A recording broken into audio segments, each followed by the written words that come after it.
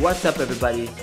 I want to share with you guys how to generate more sales from your blog and actually how to generate sales from blog posts in general. I think a lot of people focus on adding value and content, and they generate traffic, but they fail to generate actual things that can impact revenue. So let's jump into it. Before I jump in and actually talk about the couple things I want to share with you, I want to just mention that it's a very crowded world in the content space. In 2018 and later, a lot more people creating content. The bar for content is higher, and a lot of content on most topics have already been written. So the prerequisite here is make sure your content is great. Great is defined by it has to be better than what else is out there on the topic, or more unique. So if everyone has a bunch of written copy, maybe a video like this can be more unique or great. It has to fit a problem, and it makes sure, again, it's long form, lots of images and whatnot. So that is the prerequisite to do this. So let's jump in now to the first tip. The first thing is webinar and demo call to actions in your blog post. So easiest way to generate sales from your blog is to actually have call to actions. And the best one is a webinar or a demo. This gets people from like email opt-in visitor to email opt-in to kind of really getting to know your brand to just like demo, right? It goes from visitor, demo, and maybe your sales team can sell them. You probably want to have a different approach on how you do these demos because they don't know your brand as well, or maybe they have more trust because they've been educated from you. But adding webinar and demo call to actions in your blog post can skip the whole middle of the funnel and get them straight to the bottom of the funnel. You may have a little less conversion, so you might have to test this, but it is one way to get a direct impact from a blog post to a sale. Number two, a blog subscriber, right? So easy thing, capture their email address. Now I mentioned this before, but have a drip sequence, and we'll jump into that a little later, but every single blog post should have an email opt-in.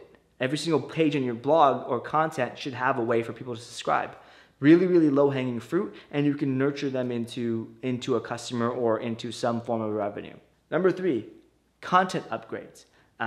Essentially making a downloadable PDF or some downloadable version of what they've just read or something that's related to that. Really, really powerful. Content upgrades out of everything I mentioned has the highest opt-in rate because it's something people want to know more about. If you ever read I don't know about you, but I very rarely read a 10,000, 5,000 word article in one sitting or right on the spot. If there's a way for me to opt in and get it in my email so I can read it later, I'd much rather do that when I can read it at my time. So that's kind of the logic there. So those are the three ways to actually generate emails and leads from that. And then let's talk about what to do when you have these types of leads and specifics around from an email address to an actual customer.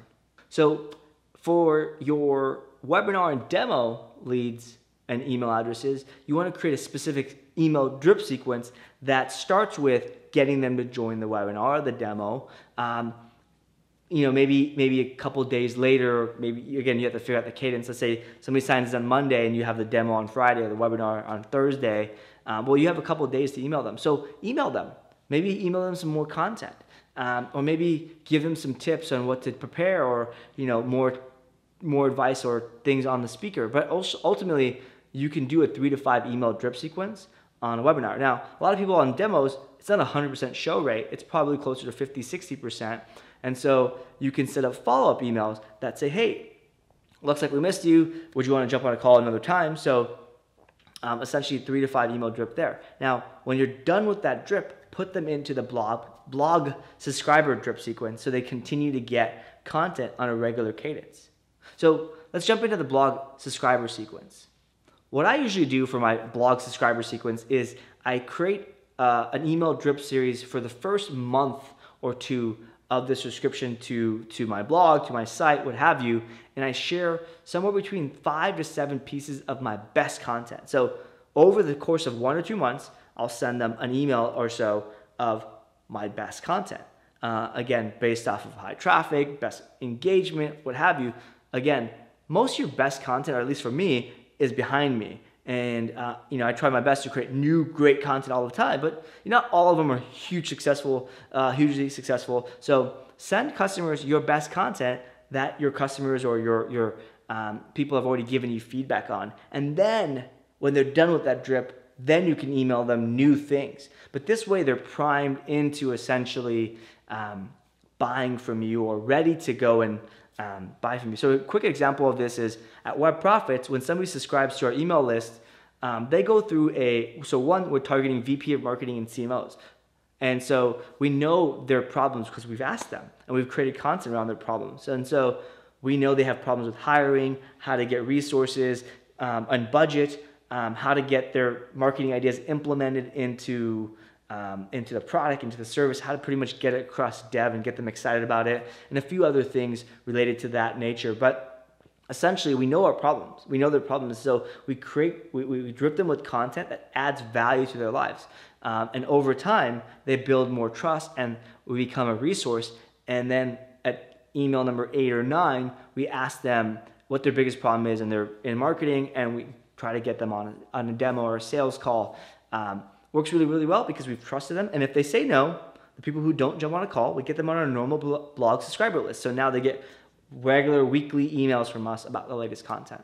All right, same thing with content upgrades. Same exact premise, but with content upgrades, you can maybe get them into a webinar. So try these different email sequences because content upgrades, maybe they're more interested. They've downloaded a PDF from you. They didn't just subscribe and click somewhere. They maybe clicked somewhere, read the PDF, and they have a little bit more trust. So you may be able to get them into a different drip sequence that gets them into a webinar or a demo a little faster. But ultimately, what I'm suggesting here is tweak your email subscriber list or your sequence based off of how they actually sign up. They may end up in the same spot, but this whole different sequence and flow they go through is going to help you just pull more sales from this.